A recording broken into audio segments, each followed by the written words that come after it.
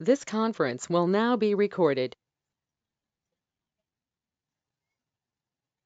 Well, hello everyone and welcome to Seminar 5 of the Ideal for OMOP training course. Welcome to you if you're live here with us on Wednesday afternoon. I know that many of you choose to follow up later with the recordings. It's a different time this week as well, so that may apply to a number of you, but you're all very welcome today. And we're going to be talking about the really important and critical areas of data privacy, governance, approvals and federation, and how they might apply as you start to think about the work that you'll be doing in your teams to develop studies in the OMOP standard.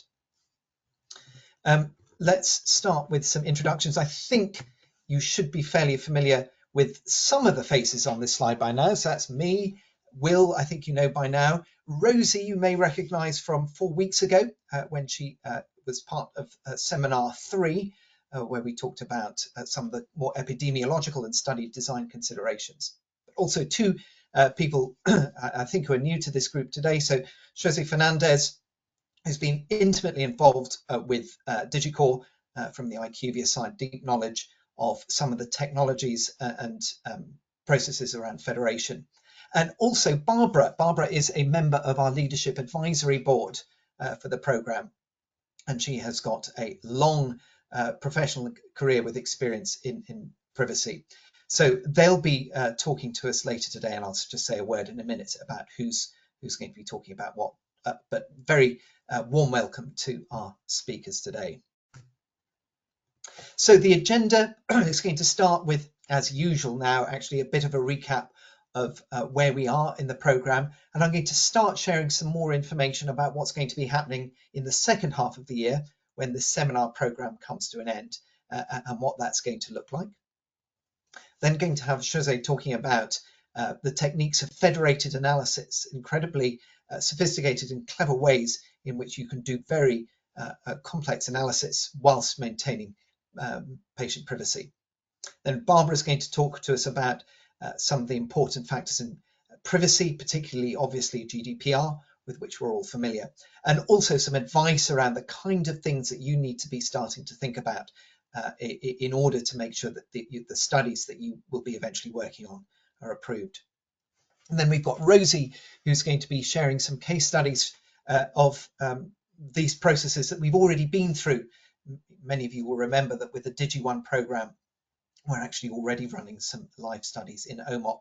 So that will be a chance for you to, a chance for Rosie to share different ways that that can pan out depending on your organisation and the country that you're in.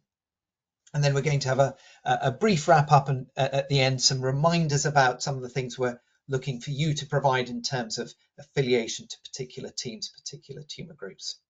So we've got an hour and a half set aside in the calendar for this. I think we may not need all of the time, but we'll see how we go. And as always, please feel free to ask questions as we go along. There will be a specific opportunity at the end, but if you want to put your hand up in the meeting or if you want to ask a question in the chat, you should feel free to do that. Okay, so that first item on the agenda, this is a slide you have seen many times. The only thing that changes is this little green arrow that kind of moves slowly from left to right as we go through this first main stage of basic training and team formation. And really this is to indicate that we're approaching the pivot where that kind of the seminars and the basic training end, and we start to move into the development of the OMOP study concepts. And again, I'll say a bit more about that in a moment. And as you'll remember, when we get to the latter part of the year, we'll have the funding awards, and those studies that are successful will be able to actually through into 2025 as more OMOP instances come online to actually run those studies. So today, again, just to remind you, Seminar 5, we've only got one more after this. We've had a range of different topics that we covered before, and then there's one more to come later this month where we'll have some interesting war stories from people who've been through this process on the predecessor programme, and also some more guidance on what to do and how to form your teams and what's expected of you. So after the seminars, we'll go into the second half of the year, and this is some new information I just wanted to share with you, just so you can start to see how things look and maybe start to note some dates for the diary as well that might be important. So in Q3, obviously that will be summer, and different ones of us in different countries, there tend to be different patterns of who's away when. So we've left kind of really most of that Q3, July, August and September, for two key tasks. Firstly, finalising those teams that you're going to be working in, and secondly, developing some first drafts of your study documentation. We don't anticipate at this stage this will be a detailed protocol, but something more like a study concept document that gives a kind of overview of your key objectives and how you're going to go about analysing those. In the middle of September, we're going to ask you to submit those drafts to our Leadership Advisory Board. They will review that, and then we'll have a feedback session and an advice session in early October, on the afternoon of October the 2nd. And ideally, some of you from each team will be able to attend live. You'll be able to get some really good feedback from our expert advisors, ask questions, and hopefully get enough information to refine and strengthen your study concepts. As we go into then following up from that to October and the first half of November, we are going to ask you to refine those final that study documentation, and also make an application for funding as well. It says here submit mid-October. That's incorrect. Submit sort of mid-November. We'll be asking you to do that, so you should have a good 6 weeks to prepare that. And then finally, the last kind of main Aristotle, how big do you need the teams to be? We'll come to that, but we're looking basically for at least 3 countries is what we're looking for as a kind of minimum requirement for international collaboration. But the last major event of the year will be actually an annual conference that DIGICORE has been running for a number of years. And at that conference, it's our plans that the Leadership Advisory Board will meet, allocate the funding, and we will make the announcements of the funding. So many of you may wish to be there in person. It's generally a great event, and we may actually also take the opportunity to run some specific training elements while we've got people together face to face. So this is the first time I've shared this. It's draft, it's subject to change, but I just wanted to start to share with you the kind of broad shape of the second half of the year as we switch from the kind of talk component to more of the responsibility being over to you in your teams to develop your study concepts and make the application. I've showed this one before, but I think it's really important. You are not going to be doing this alone. You will have the experience of the seminar program. We will have experts on hand, people who've been through the DIGICORE studies or the IDEAL4OMOP, the precursor studies, similar IQVIA studies, people who've lived and breathed this sort of stuff before, so we can provide that support. The SharePoint website, I hope you've all found it, but there's going to be increasingly resources and good materials on there. The Leadership Advisory Board, and then of course each other, and a lot of the learning will be peer-to-peer. So I hope that doesn't seem too intimidating. You will get the support you need, but what we will be able to do is provide you with the templates. We're also, Aristotle, going to support you to make contact with other potential team members, and we'll say more about that when we get to the end. So there's going to be lots of support, but fundamentally this will be the bit where you have to start doing some work. And of course, the experience of doing this, of developing a real-world study, of applying for funding, of engaging with the Leadership Advisory Board, is so central to what the learning for this course is, because to make you into the research leaders of the future, this experience, I hope, will be absolutely invaluable. So that was just a kind of brief forward look. I see there are some questions, and we will make sure we return to them when we talk about team formation at the end. But what I'd like to do now is hand over to Jose, who's going to talk to us about this idea of federated analysis and how that can be used to preserve privacy. And you're on mute.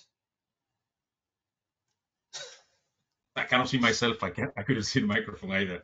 Thank you very much, James. I'm thrilled to be here to share some of the developments and some of the strategies that we are taking on in the DigiOne network. But the first thing we have to think about is that one of the goals of DIGICORE is to create digital interoperability across hospitals, which are in different jurisdictions. Data in hospitals is not necessarily centralized in an EHR, in an electronic health record system. They might be ancillary databases. And these are all elements that we have to take into account where we are thinking into federation. We are trying to harness the fragmented nature of oncology data across Europe. And there are a number of elements to take into consideration. The first thing is that when we talk about federation, what we are talking about is enabling hospitals to maintain control of the data throughout the cycle in a way that that eases privacy concerns. Second aspect is this is not a double click or press a button and you have things done. It's hard work. We have a pilot with 6 centers. It's lots of work, but it's worth it because we are managing to get I think it's pretty impressive results. Getting into a patient level equivalence to a Kaplan-Meier curve without centralizing data. Right? And this is a process which is complex, and it is a process that is iterative. We are going using a modular approach, and we are going building up on this. So, in a nutshell, as I said in the slide, federated analysis has a lot of potential for real-world evidence studies. If you, James, please, the next slide. What we have is that we have taken the journey of going into a federated approach. There are other approaches. One of them is looking into pool analysis, and that what means is that you have a number of contributing sites. They will centralize the data into a third-party organization, or one of those hospitals will be the aggregator, and this obviously requires sending data out of the hospital, therefore most likely pseudonymizing it, de-identifying it, having a trust with that aggregator where the analyses are going to be taken. And obviously this poses a number of questions and challenges around data privacy and not only GDPR. An alternative to this is undertaking a meta-analysis approach. A meta-analysis, you don't have to submit into a central data point patient level data. You can perform the analysis locally, and then the results of the analysis will be shared. Here you have to take into account some level of weighting because there will be sites which might be larger than others, and that might pose some of the questions. And obviously, this is why we went into the next slide, please. Our federated approach means that we can perform this analysis without sharing patient individual level patient level data. Each hospital is a node on the federation, and therefore they control the data accesses. In this case, we have a script, an algorithm, which is going to be visiting the different data points so that it's enriching and it's recalculating the analysis, and without having a central pot, a central repository, we can perform this federated analysis. So basically, in a nutshell, what we are doing is we are bringing the analysis to the data rather than sending the data into a central repository. Clearly, these require a number of undertakings. It requires having harmonized data sets because when you are comparing data, you need to compare apples with apples and not apples with oranges or apples with bananas. But the analysis can be performed simultaneously, and that means that we get some results which will be comparable to the pooled individual patient level data. The next slide, some of the actions that have to be taken into account. It is the first aspect is we require a robust governance. Without a robust governance, we cannot build into this trust. We cannot build this federation. And this governance relies on contracts. There will be master agreements. There will be an infrastructure user agreement with whoever just owns a node. Signs that they are not going to be misusing that particular infrastructure. They're not going to be putting viruses. It is like when you're driving. You have driving license. There are rules. You have to follow them. Obviously, if you go too fast in the motorway, you get fined. So in this particular case, contracts are also setting the conditions. We number the study protocols. We are taking a protocolized approach to work, and therefore means that protocols are submitted to the hospitals. Hospitals decide whether they want to do or participate in a particular study or not. Before that, they submit that to the institutional review boards in a way that's approved or not, or there are questions. We have a layer about technology. We need these harmonized data sets contain sensitive patient data, and they have to be hosted securely at each contributing node, and ensuring that hospitals retain complete control of their data. And then when it comes to the actual analytics level, we have two dimensions here. One of them is that we rely on a common data model so that we can perform systematic analysis, but also we have to take into account the different methodologies which would be available or which would be compatible with a federated approach. And the number of analytical methods which can be federated are growing on a continuously basis. But for example, when we talk about common data model, we have anchored our network in IDEAL4OMOP, and that means that we have harmonized databases with millions of concepts, with millions of standard concepts, which are all connected and natively translated within the system.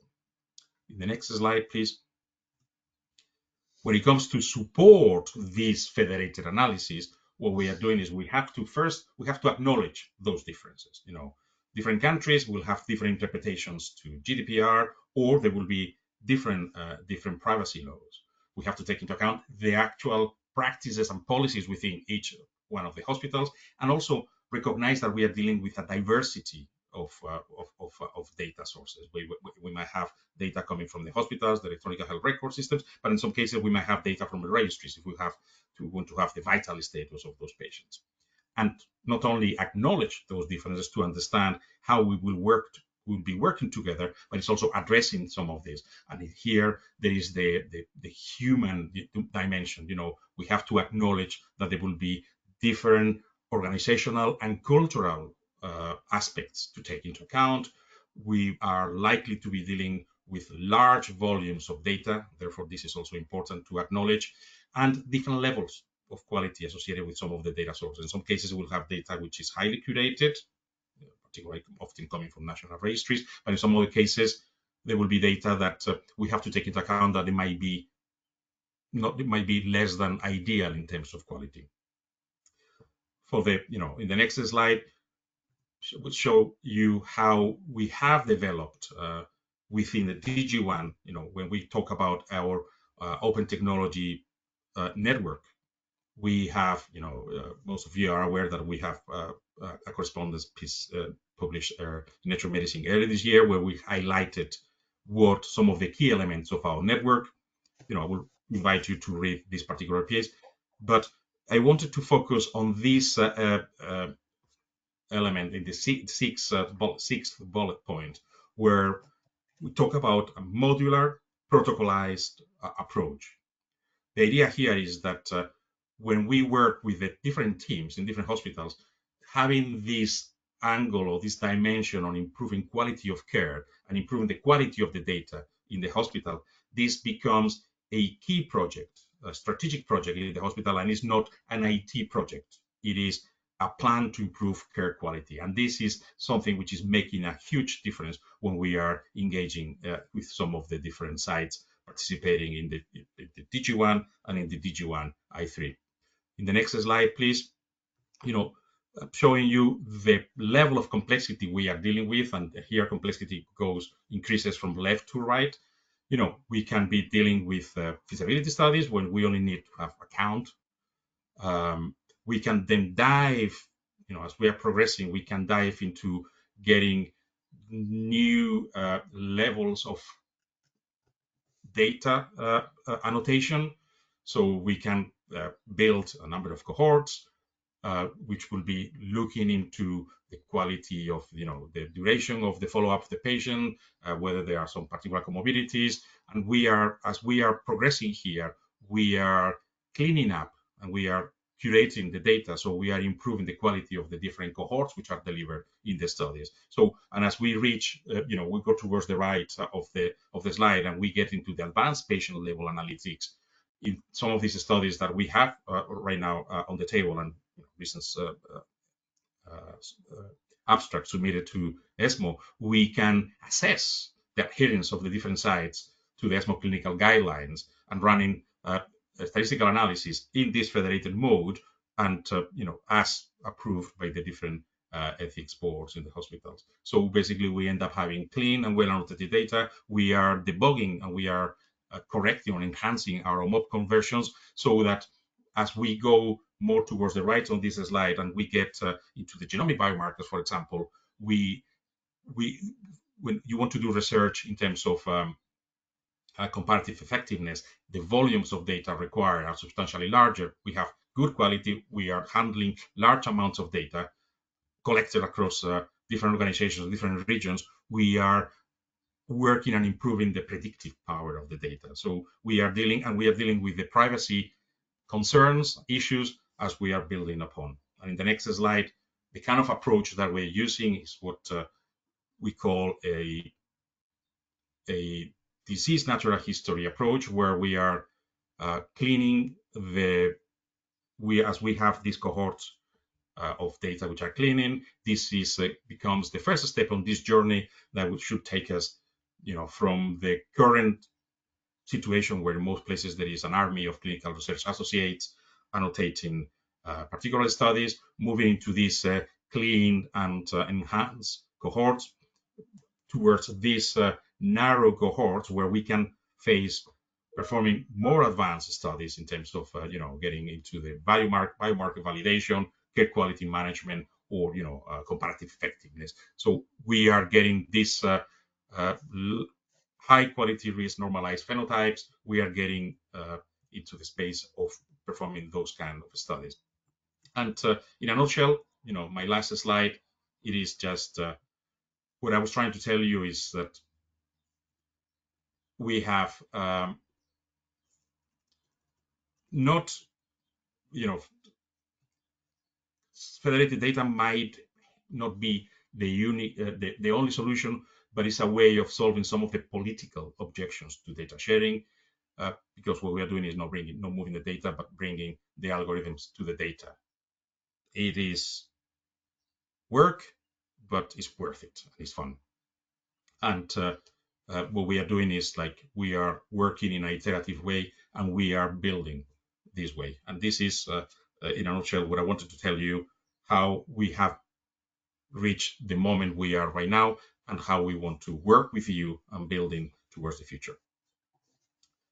That's great, Jose. Thank you very much indeed. People are welcome to ask questions now or as we go through, but just one question from me, Jose. I'm really interested as I learn more about this. My sense is that you can, I think, as you said, you've got the kind of a lot of the capabilities or a lot of the analytics that you could do with pooled data, but without actually pooling it. So you mentioned, I think, a Kaplan-Meier curve, for example, that was created through federated analysis, and that strikes me as something you couldn't do through meta-analysis. Are there any other good examples, or is that kind of the kind of strong use case at the moment? For me, that was a beautiful moment to see that Kaplan-Meier, because we shouldn't forget that in a Kaplan-Meier, every dot is a patient, but in our case, we don't have the individual patient. So, but we can still recreate those. But no, I mean, there are the number of analysis you can do is performing any kind of analytics, not any kind of analytics. You can do, they are federated using the same federated infrastructure that we're using. There are Cox regressions. You can aggregate and you can. It's not just the Kaplan-Meier. Kaplan-Meier was a beautiful example of seeing, how the different hospitals, without putting data in a central pot, without getting down to the individual patient, we can still get the different curves and grouped by different, in a particular case, it was by different metastatic location, and we could see them. That was a beautiful moment. And I'm sure that Rosie is going to share some of that beautiful moment with you in a few slides. But it is not the only example. It is a beautiful example. And I see Aristotle's come through the question, how does Federation keep control of the data at the hospital? But the Federation doesn't keep... Every hospital keeps control of the data. The Federation doesn't keep control of the data. So what we have in the Federation is every hospital has a node that they control and they put data in. We have a central orchestrator which has the algorithms, and the algorithms, the programs, the questions go to the site. But the Federation doesn't control the hospitals. The hospital accepts the question, the script, runs it, gets a result, and returns the result. So there is no, the data from the individual patient data is within the hospital all the time. It is, you run the analysis, you ask the question, and you get the answer. The question will be, do you have patients with breast cancer? And the answer will be yes. And the question could be, how many breast cancer patients do you have which are over 65? And the answer will be 150. But without sharing the actual individual data, that's the way it works. There is a question which is asked, which is, I don't know what you mean by a buffer in this particular case. No, the node is a database where they control the data. All the databases have the same schema because we are, yes, you could say, yes, if you are using the kind of terminology as if it was a homomorphic encryption, yes, you could say that there is some kind of isolator, but basically it is a database that can be queried, but is not exposed to the outside world in terms of accessing the individual data points. And the data that, and we ought to move on in a minute, but again, in my limited understanding, Jose, is what comes back is not patient level data, but things like coefficients and so forth that would allow you to approximate, for example, a Kaplan-Meier curve. Exactly. Okay, and there is, oh, good. So we've got some experience here from our colleagues in Italy, by the looks of it. Okay. I was talking to Diana on Monday, so they have very nifty things in Rome, in the Bambino Gesù. Yeah. Hello, James. I just want to mention something quickly, if you don't mind. Actually, please, Jeremy. Currently on my PhD in 5 hospitals in the Netherlands. Exactly, federated learning, that's what we're doing using OMOP. But we are still at a relatively new beginner stage with it. We are still setting up the data stations and trying to create the node. So I was wondering if you wouldn't mind if I'd reach out to you sometimes if you have some question. I think you might have the expertise to help us with. Yeah, it looks like there's potentially a great opportunity to collaborate, and fantastic to hear that you've got this experience. So, we can provide some support and expertise, and also if we get you together with the right team and some access to sites which do have data in the OMOP standard, then that could be a good step forward. Right, I'm going to suggest, just in the interest of time, we can come back to this if there's more questions. We've got time at the end, but I'd really like to hand over to Barbara now, who's going to be talking to us, if I can get the slides to work, going to be talking to us about privacy, GDPR, legal basis, and other very, very important concepts like that. So over to you, Barbara. Thank you, James. So privacy considerations under GDPR. I think we can just move into the next slide. Thanks, James. So just a quick basics on GDPR, about GDPR, because that's the main framework for regulating handling of personal data in the EU as well as the UK, but also many other countries who have modelled their legislation on the EU GDPR. So the GDPR, General Data Protection Regulation, this has been in force since 2018, so 6 years ago it came into force. This provides the general setup for processing of personal data, basically both in the EU but also elsewhere that may process data of EU data subjects, so EU individuals. So it provides a general set of data protection rules, but different sectors such as healthcare have their own set of rules that apply to the protection of personal data. And I'll talk a little bit more later about conditions for processing of health data, and that's an example of the sector of healthcare having their own set of rules. The GDPR has quite heavy fines for non-compliance, and this was somewhat of a pioneering legislation in this regard. You didn't have any other legislation prior to GDPR that provided for such heavy fines. And so the main obligation under GDPR is to comply with its requirements, but also importantly, it obliges organizations to be able to prove compliance. And that's the principle of accountability. So it's being able to basically show documentation as evidence that you are complying. It's almost as important as the actual compliance with the obligations. So what does GDPR apply to? It applies to all organizations in the EU, but also organizations outside the EU that target, or perhaps more appropriately here, that handle information relating to EU data subjects. For now, the UK data protection law is the GDPR. This is under review. This is under revision.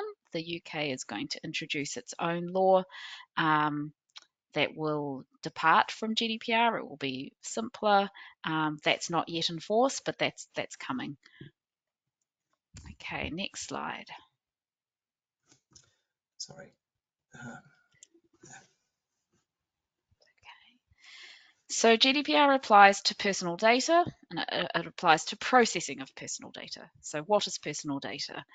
This is everything that identifies or is able to identify a data subject. So a data subject is an individual, a living individual. Doesn't cover deceased persons, even though lots of legal obligations apply in respect of data of deceased persons. The GDPR itself actually only protects living individuals. So anything such as a name, an address, cookie data, geometric location data, IP address, health data, obviously, audio or video recordings. These are all types of personal data. Personal data does include pseudonymized or pseudonymous data, data that's been masked because it's still indirectly identifiable.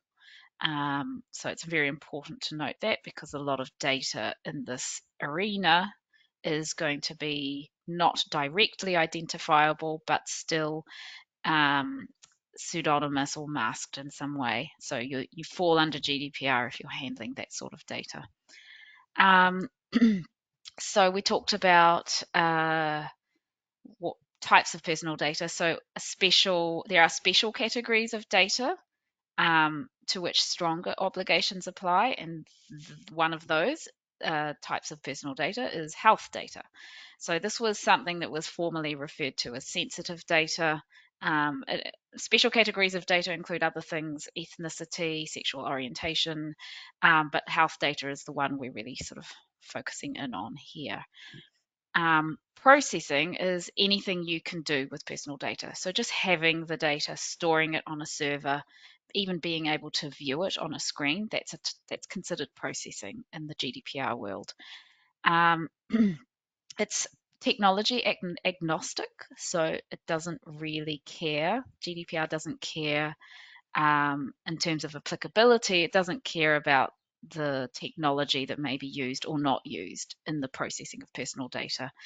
Whether you're handling or dealing with personal data in manual paper form, or in electronic form, it's the same thing. It's still processing. As mentioned earlier, a lot of other jurisdictions around the world have replicated the concepts used in GDPR. Things like data controller have been adopted elsewhere around the world. So GDPR is sort of very much the heavyweight leader in terms of privacy regulation. So if you're complying with GDPR, you're probably complying with requirements of legislation in other countries when it comes to personal data protection. Okay, I think next slide, please.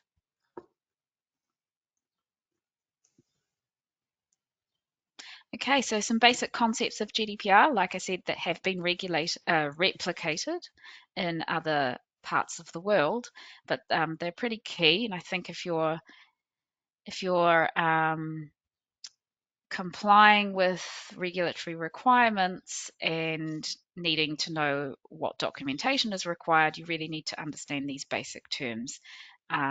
So the data controller is essentially the kind of like the boss of the data. This is the party who determines the means and purposes of processing of the personal data. So that just really means you decide what happens to the data and for what's the ultimate objective of processing the data. That's determined by the data controller. So I do tend to refer to this as the boss of the data. I just think it's an easy association. So a hospital is a data controller of processing of patient health data for purposes of delivering care. That's sort of a very basic example. Then you have a kind of almost not exactly an opposing concept, but another concept of data processor. So the data processor is of any party who processes personal data on behalf of the data controller, who's the boss of the data. So this is, you can have also below the processor, you can have sub-processors, you can have vendors. Oftentimes IQVIA is a sub-processor to a data processor. The processor, mainly the obligation of the processor is to only process the data in accordance with the controller's documented instructions. Usually that's in the form of a data processing agreement, which I will come on to on a subsequent slide. So an example of a data processor is where you've got a hospital who is collecting data for a study on behalf of another institution, so the investigator institution perhaps, who has been appointed as the data controller for this. So determining who is your data controller is a big sort of key task that needs to be, it's a key privacy consideration, is firstly identifying who is the data controller, because from that you can then determine what your documentation requirements will be. Thirdly, the data subject, that's just the person. Fairly obvious, the person is usually going to be the patient, but healthcare professionals are also data subjects. It's just that we're not generally processing their health data, but anyone about whom data is being handled is a data subject. So employees, contractors, vendors, that sort of thing. Like I said, any living individual is protected by the GDPR. Okay, we'll move to the next slide, please.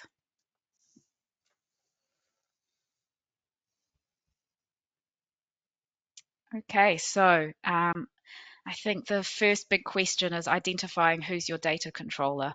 It may not seem like that complex, but it can get complex. There's lots of jurisprudence around this, but I think in this scenario, we've tried to sort of boil it down to two different types. In this context, I should say, there's probably two types of scenarios of controllership. So as mentioned earlier, a hospital is a data controller over the data they process of patients for primary care purposes. When you have an RWE study, you're going to have a protocol designed by investigators. In designing that protocol, the identity of the controller needs to be determined based on who is determining the means and purpose of processing personal data. So who's the boss of the data? This is actually a question of fact. if I'm sort of speaking truthfully, it's a question of fact. So you have to determine the identity of the controller based on who's actually making the decisions. So one scenario is that DIGICORE and the investigators institution are joint controllers. So you can have two controllers. You don't have to just have one. Joint controllership, this implies joint shared responsibility for making the decisions about what happens to the data. It's certainly one arrangement. You need to have, I'll talk a little bit later about the documentation you need to have. But that's basically sharing responsibility, sharing liability for being the boss of the data. The second scenario, most likely scenario of here is one of these two, but the second one is DIGICORE actually appoints one of the investigators to form the scientific committee of the protocol, and that makes the investigator institution the data controller. So you're not having a joint controllership here, you've got just the institution of the investigator being the sole controller. And then the other investigator institutions are serving as data processors. Not to be confused with, they'd still remain controllers of their own data for primary care purposes, but for the study context, for the purposes of the study, they would be data processors. So here you'd have the one of the investigators institutions being a sole controller. The good thing about that scenario, that second one, is that it's a bit simpler. One person's responsible. You don't have to worry about jointly deciding things. So in the case of the first scenario, joint controllership responsibility is shared among the controllers equally. In that scenario, it's recommended to limit, to the extent possible, the number of controllers, just so you have some more efficient decision making. Fewer decision makers means hopefully more efficient decision making. So you'd need a joint controller agreement. Usually there's fairly standard templates for this sort of thing. You just need to have that in place if you're doing the first joint controller scenario.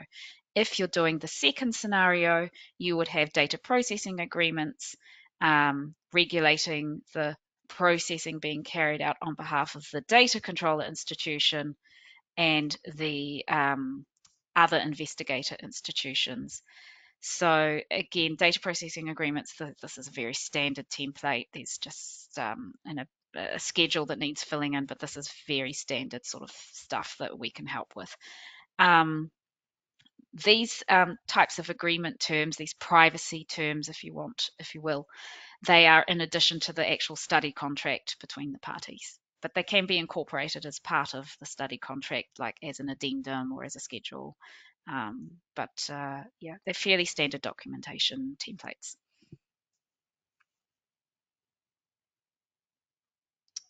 I think next slide, please. Okay, so I mentioned you've got your data controller. So now one of the things the data controller has to do is identify a lawful basis under the GDPR. So a lawful basis, sometimes called a legal basis, this is really what is your justification for processing the personal data. There are so for health data, you need both the lawful basis, but you need something else as well, something called a separate condition for processing. And for the separate condition for processing, there are 10 different conditions to choose from.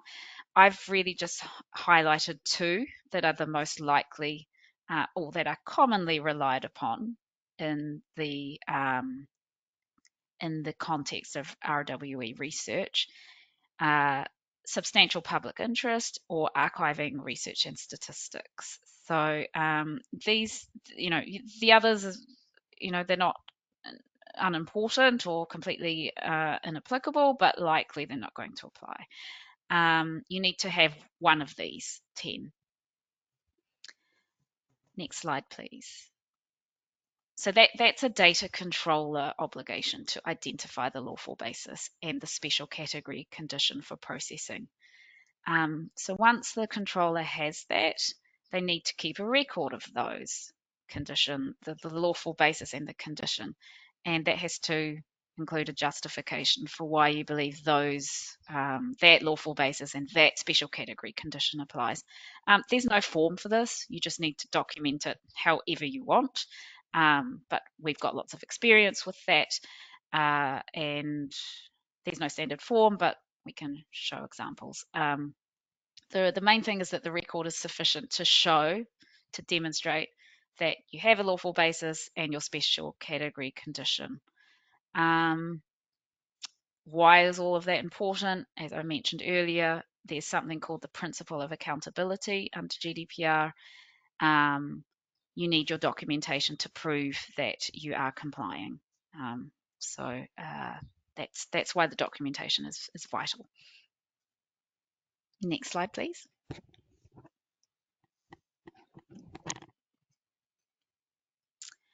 Another documentation is a requirement to, it's called a data protection impact assessment. So this is something that is needed for high risk processing. You can do it for any processing, but here we're automatically in the area of high risk processing because it's health data. It's a sensitive, special category of data. So your DPIA requirement kicks in automatically. This is a process to help identify and minimize the data protection risks of a study. So your DPIA, it's got to cover certain topics. It's got to describe, a lot of it is description, a lot of it is describing data flows, the nature of the data, why you're processing this data. Then there's an element of assessing the necessity for processing the data. Is it proportionate? Is the scope of processing proportionate for the objective? Compliance measures, mitigating measures, identifying any risks to individuals, what's being done to mitigate those risks. I'll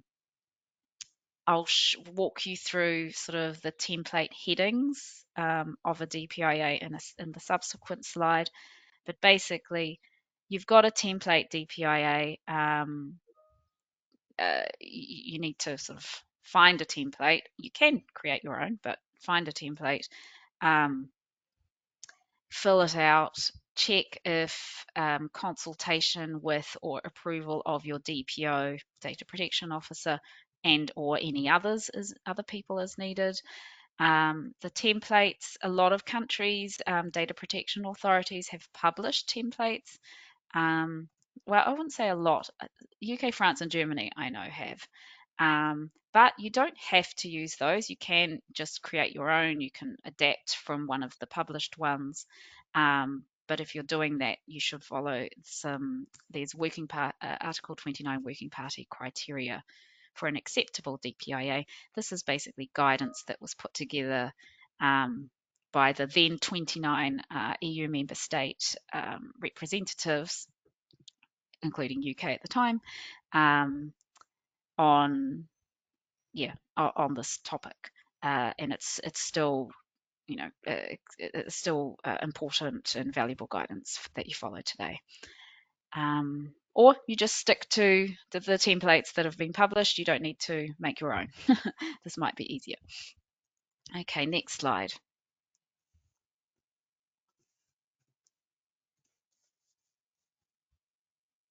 So I'm just showing you very briefly a snapshot of the different headings in the UK Information Commissioner's Office template.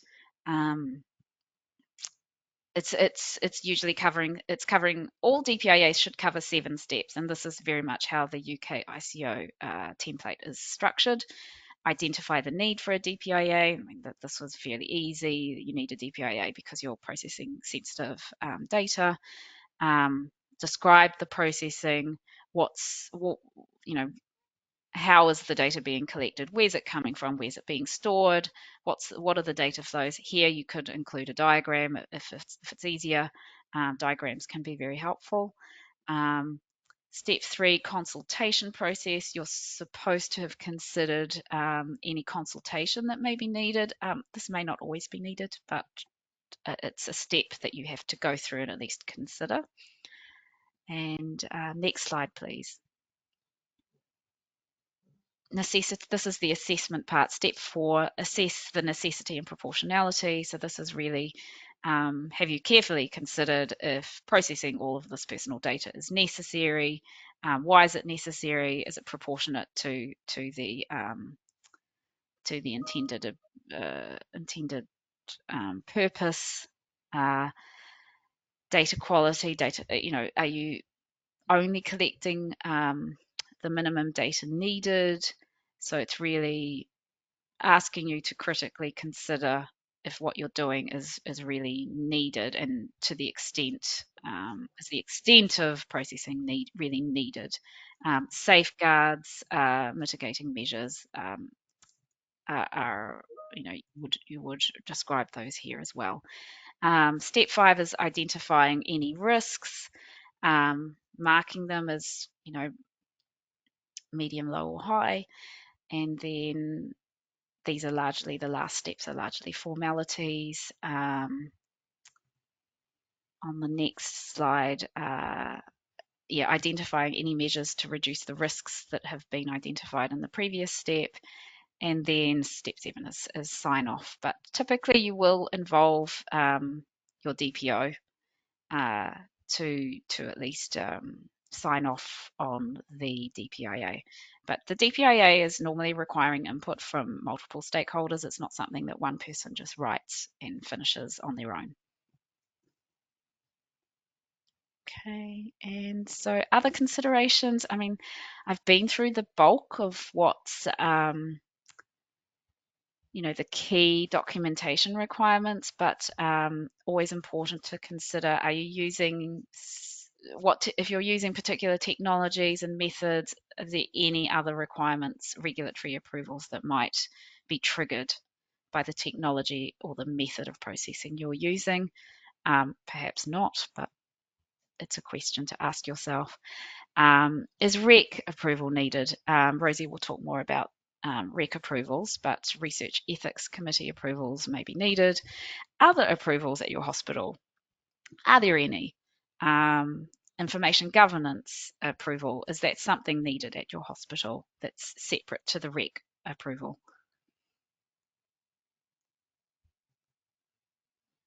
And so as a summary step list, this is really just a short summary of what you can perhaps take away as key bullets from what I've presented. Just a quick checklist, starting from identifying your data controller, and then the data controller identifying lawful basis, conditions for processing, documenting that, completing your DPIA. The work is really here in the DPIA, as well as in the documenting lawful basis, but definitely the DPIA tends to be a meatier document. And then the rest is checking what other approvals, REC and other approvals may be needed. The joint controller agreement or data processing agreement, depending on who's the identity of the data controllers, that's also something that needs to be sort of in the bag, so to speak. I think, though, that's something that can be done as part of the main study terms, but it's not necessarily. They can be completely separate. So hopefully that was useful. That was really useful. Thank you very much indeed, Barbara. And I really think that this step list that you've got on this last page is going to be a useful resource for the teams, because they're going to have to go through this and ensure that they've got the right things in place. I just wanted to maybe ask and reflect on what seems to be an absolutely critical decision, a strategic and a design decision, which is about who's controller and who's processor. And you sort of elaborated, you sort of hinted said there's a trade-off. I mean, we're talking about international collaboration here. We will want multiple sites and countries contributing. So it's likely in that sense that we would probably want some kind of joint controllership, because we'll have multiple people who are really directing the course of the research.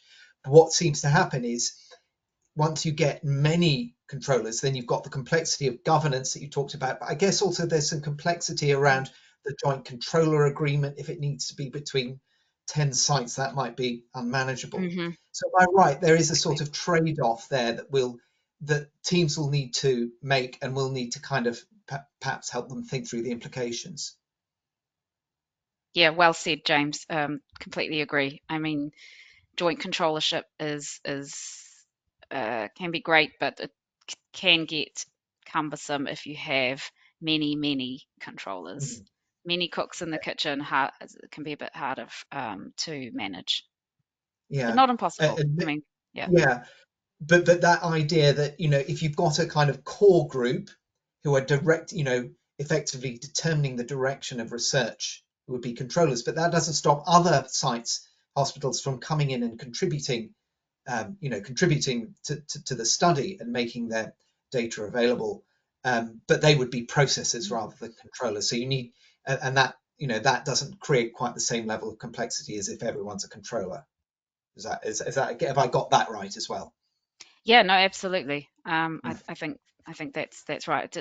Your data controller is not the only party that counts. They're just the Yeah, ultimate legally responsible boss of the data, yeah, ultimately responsible. But they're certainly not just only the only entity that's doing the work and getting credit and whatnot. It's just in GDPR terms, they're the legally responsible entity, and they get to make the decisions ultimately.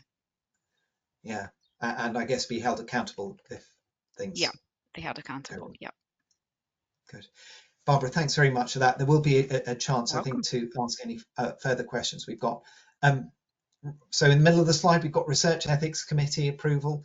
Rosie, I think you're going to share some concrete examples of that from our experience of working with DIGICORE and DigiOne. Yes, certainly. So we're going to go through in this section some of the ways in which ethics committees vary between hospitals. They can vary considerably, and this is important because you probably know very well the processes at your own centre, but you might not be aware of really how much other centres could differ from yours. And of course, as James said, when you come to submitting your study documentation, your protocols and things to ethics committees, good to be aware of the kind of variability you might have. And we're going to share three examples from a study, a non-small cell lung cancer DIGICORE study of three very different responses to the same protocol. So these are some of the ways, some examples on the screen that the submission processes and the review processes can differ. So one way is the types of studies that a board will review. So in some hospitals, they have separate boards that specialize in observational studies, whereas some, all types of research are submitted to the same board. Sometimes we submit to national boards, sometimes they're regional boards, or sometimes they're hospital specific. Typically, the timelines are a little bit shorter when it's hospital specific compared to national, but of course, if you have many centres within one country, a national submission process can really save you time if that can then cover multiple centres. Some boards also have, they review differently based on the kind of use case of the data, which can be actually really helpful. We'll come to talk about this later in one of our kind of case studies. So what I mean by that is maybe you have a board that isn't just looking at observational research, but also they have different review processes depending on the type of research questions that you have or the type of sort of intended purpose of that data. So the other kind of differences are whether or not the data privacy information governance review and the legal review is the same. So sometimes you also need to be submitting things like, I don't know, programming specifications or contracts to the same ethics board, or sometimes as sort of a legal review first. Then you do perhaps just a protocol review with the ethics committee, and then you perhaps move on to a more kind of technical data privacy information governance review, where you might be talking about sort of the database you'll be using, more details about the variables involved, where that data will be stored, who will access it, etc. So whether or not they're sort of sequential or they happen concurrently can be quite different.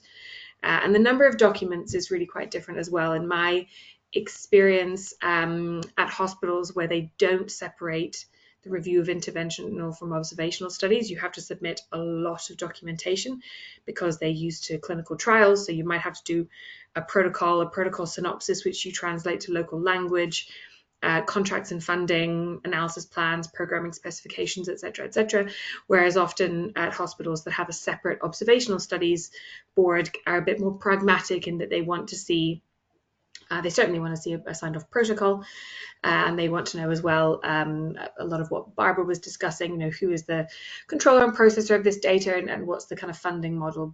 But you can often, which is quite pragmatic, be perhaps working on your programming specifications and your analysis plan while they review your protocol, which can often sort of shorten your timelines. Next slide, please, James. Oops. Died. There we go.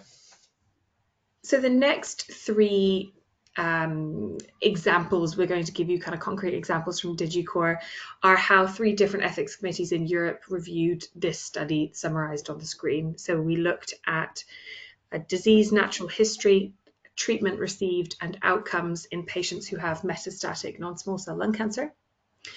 Just to kind of recap, this is retrospective data. This was data that had been transformed to OMOP.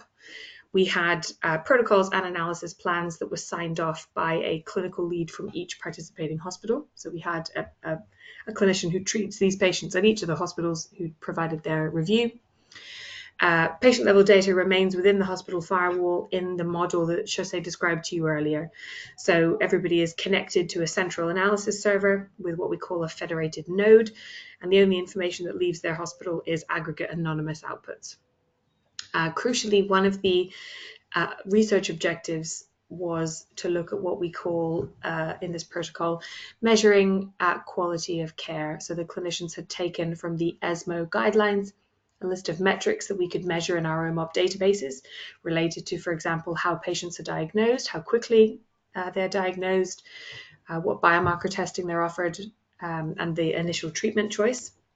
And we measured compliance across each of the hospitals with those metrics.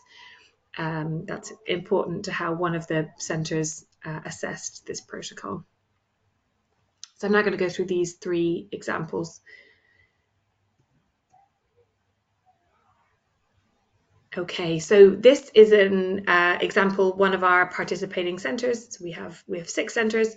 This is one of them, and this is a hospital that does not separate review of observational from interventional studies. So we needed to submit a really long list of documents, which you can see in the list on the left-hand side. So it meant that we did have to already have signed off statistical analysis plans and table shells, programming specifications before we could even submit to this board. And then we did experience very long review timelines, you know, about 6 months. And I think this is really because of the extensive list of documents we had to submit, and also because they're reviewing interventional studies, which I'm sure need a lot more time than observational studies. So a really protracted review time here, from kind of agreeing our protocol and our variable list and those kind of key study design elements with our clinicians to being able to begin our analysis was quite a substantial delay. Next example, James, thank you. So this was a really interesting experience, this example number 2. We submitted to this ethics committee the protocol that I just described in metastatic non-small cell lung cancer, which includes reviewing compliance with some of the ESMO guideline recommendations. And they actually decided that because of the quality assurance, or as they sort of also referred to it as audit elements of the protocol, it did not need their approval. So quality assurance of whether national guidelines have been followed is outside of their remit, and actually therefore they deemed the whole protocol to be acceptable and that we don't need to submit these kinds of protocols to them, because it does constitute a sort of a clinical audit in their opinion. Now, we must still go through the local hospital's sort of data privacy and information governance reviews, but it did mean that we had a very quick turnaround here in terms of ethics, because we didn't actually, it was more notifying them of the intention to conduct this study rather than needing their specific approval. And the last example was actually a hospital that managed to gain what we think of as sort of a blanket approval for all DIGICORE studies. What they did was they submitted an application to their ethics committee saying, we are developing an OMOP database. This is the data that we're going to put into OMOP, and this is the way that we intend to analyze it. So, analysis scripts will be run at our hospital, but the patient level data remains within our firewall. We will only ever release aggregate anonymous outputs, and we intend to conduct these types of research. So, with the examples Jose was providing earlier, they listed out, we'll look at the different kinds of clinical characteristics around diagnosis. We'll explore the cancer-related treatment these patients receive. In terms of outcomes, we'll look at, location of metastases, survival, time to next treatment. So they describe the types of studies they want to conduct, and they gained a broad approval for those kinds of studies. And the rationale for not needing this board not needing to see specific submissions is that observational studies where you don't release patient level data carry almost no risk to the patients. Very, very, very low risk of patient re-identification, given the data never leaves the hospital. And so this is probably the most ideal situation when it comes to running studies, because it really means that as soon as you sign off with your clinical leads on your research objectives, you can immediately begin the research. As soon as you've checked that your research questions are aligned to what's been kind of pre-approved.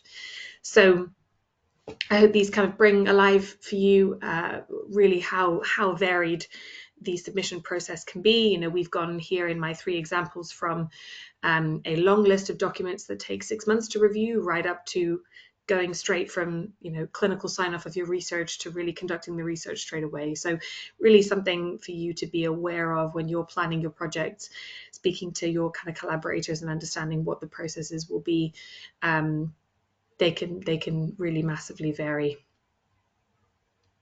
I think it's fascinating, Rosie. Thank you so much. That one single protocol, but due to different kind of, I guess, research cultures and different organizations and cultures and countries who've seen such a diversity of approaches. And clearly, as you said at the end, the lesson is this is something you need to consider early and understand. You might understand your own organizations, but when you're working in collaboration, you'll need to understand others as well.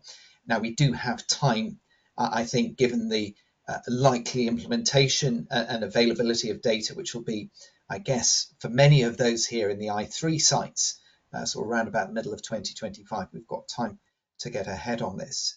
So understand things early, that's clearly a key message. Rosie, if you could go back in time and talk to your younger self about, as you went into this process, are there any other kind of things that you wish you'd known, or any other kind of bits of advice you'd give yourself as you went into this process?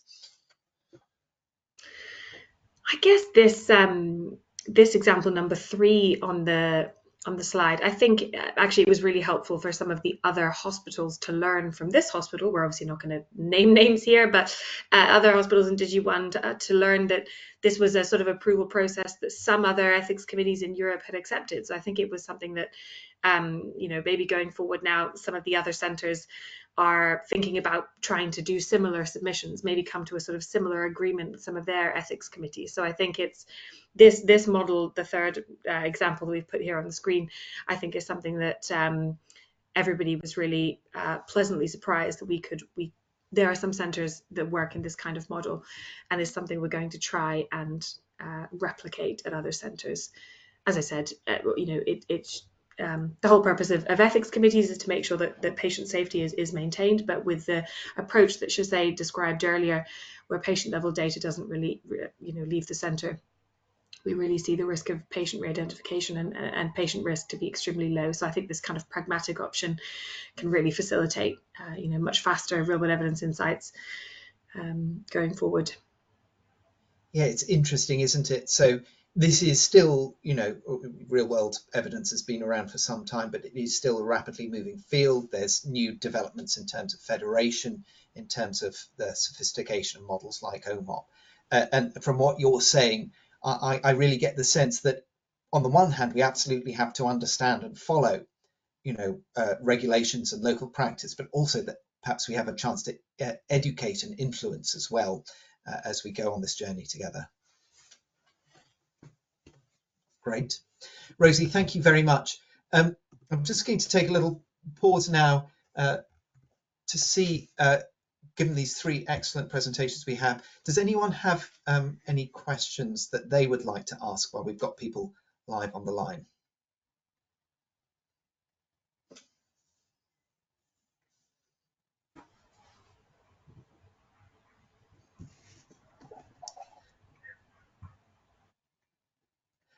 Maybe just one from me. Rosie, for the non-small cell lung cancer, were you involved with the DPIAs, that data protection documentation that Barbara was talking about, or was that very much done locally? Were there any experiences there you could share? I was not, no, that was more managed kind of locally at the hospitals. But we could, if there were questions, we could sort of connect people with either Barbara or with some of the teams at the hospitals to discuss those. Okay. Any questions?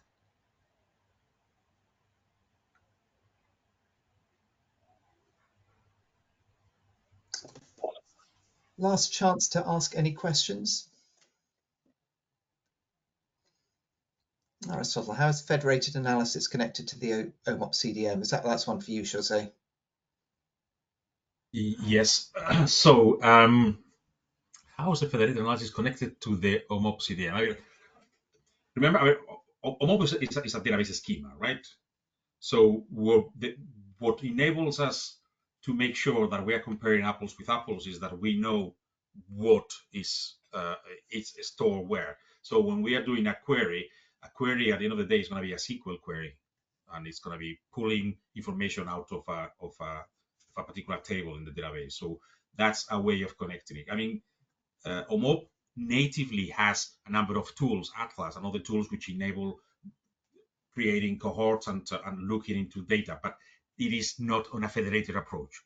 So what we need is we went another level of abstraction to work at the federated level. But OMOP is simply basically making sure that the patient encounters are stored in the occurrence table, the measurements are on the measurement table. So when we do a query and we look for information, we know what the information is.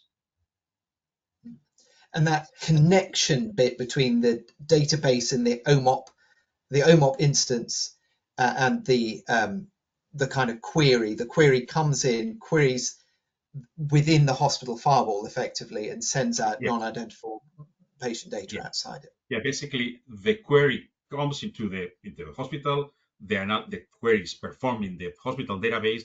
A result is produced, which is a number, it's an average, it's a coefficient, and that's what is shared. It is not, might be, for example, for the Kaplan-Meier, you need to get counts on particular ranges of ages. So that's what is shared, but not the individual data items. So the numbers from the OMOP model are going to the federated analysis. Only the numbers. Okay. Averages, statistics. Yeah. Okay, thank you. Great. Okay. Just to remind you all that if you do have questions that come up that you think of subsequently, please do drop us a note at the training email address. You'll all be familiar with that. I and Will can point it in the right direction so we can get you some further insight. I'd like just finally to wrap up or before we wrap up, I'm just going to pass over to Will, who's going to say a little bit more about the team formation and what we're proposing to do with that. So Will, I've made you presenter. Perhaps you could... Thank you. It should be coming up. Yep. So hopefully many of you will be aware, most of you will be aware of the SharePoint site, which is that showing? Yeah. It is, yeah. And just to let you know, there are a few questions earlier on about building teams, and we will give you this detail on email as well, and make sure you know about it towards the end of this week. But just to orient you, since we have you on the call, there's a new page added to the SharePoint called the Collaboration Hub, and I just wanted to briefly show you this. And this is a place for you to begin that process of trying to find your study team. It's nothing very fancy, but on the indications which we've already identified, and there's a little bit of blurb as to why, these are the indications where I think we have the best chance of building study teams within the participants that we already have. And so what you will see on going to the Collaboration Hub is that under each of these indications, there will be an Excel spreadsheet with a list of contacts of those who are particularly interested in that. And there will be also a link to folders where you can upload your own documents, ideas, anything like that to try and build that collaboration. It may be that having got that list of emails, you just do that completely independently of SharePoint and you just set up an email group. You may set up a Teams group if you all have Teams. However you want to do it is absolutely fine. The Collaboration Hub here is just a means to help you start that process, really. So just wanted to show you that so you know what you're looking at when you come onto the SharePoint. If anyone hasn't let us know the particular indication they're interested in, and for many of you, you're more generalist and you don't really mind, that's absolutely fine. You don't have to express a preference. But for those who still haven't and they want to do that, please email and you will find your name on some of these lists. If you go to this Collaboration Hub and you don't find your name anywhere, it's because you haven't expressed a preference, and we can there'll be a process over the next month or so of trying to build up each team with as much of the range of skills that are going to be needed as possible. So we may begin to do some approach to you on a more one-to-one basis and offer you a number of teams that you might want to get involved with. So it's quite an organic process. There's no particular form to it. The other thing just to mention about this Collaboration Hub, if your name is in the lung cancer team, it doesn't mean that you have to do that study. You always have the choice to choose. It's just a means for you to begin to find fellow collaborators. But as we go through and as we begin to think about study concepts and ideas that will come from you, people may decide, oh, actually, I think I'm more suited to go to the breast team, or actually someone from the breast team may say that lung cancer study sounds really interesting. I'd like to get involved with that. This is absolutely fine. We expect that kind of movement. So thank you all very much for this evening. I think we've taken enough of your time this evening. As ever, the videos will be up on the SharePoint. We will also communicate by email, and please do, as James said, get back to us on that email with any other queries you have.